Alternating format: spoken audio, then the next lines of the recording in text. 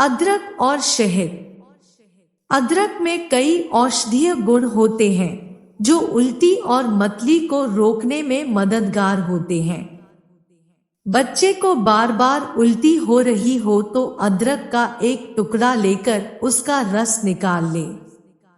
अब इसमें कुछ बूंदे शहद की मिलाकर बच्चे को चटाएं। दिन में 2 या 3 बार ऐसा करने से उल्टी जल्दी ही रुक जाएगी। पुदीना। पुदीना भी उल्टी और मतली को रोकने में बहुत असरदार घरेलू नुस्खा है।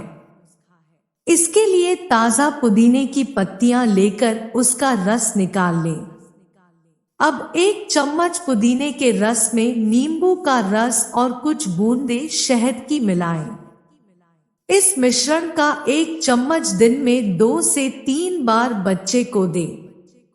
चावल का पानी। कई बार गैस की वजह से भी उल्टी होने लगती है। ऐसे में आप बच्चे को चावल का पानी दे सकते हैं। इसके लिए 1 कप सफेद चावल को धोकर पानी में उबाल लें। जब पानी आधा रह जाए तो पानी को छानकर बच्चे को पिलाएं।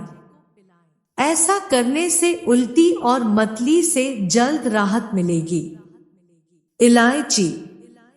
अगर बच्चे को उल्टी हो रही हो तो आप इलायची का इस्तेमाल भी कर सकती हैं।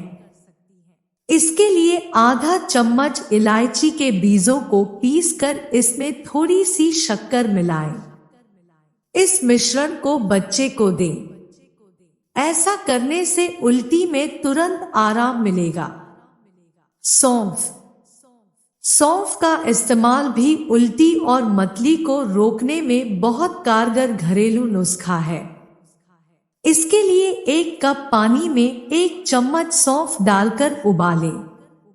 जब पानी ठंडा हो जाए तो उसे छानकर बच्चे को पिलाएं। दिन में 2 से 4 बार बच्चे को इस पानी का सेवन करवाएं। ऐसा करने से उल्टी से जल्द राहत मिलेगी। दालचीनी।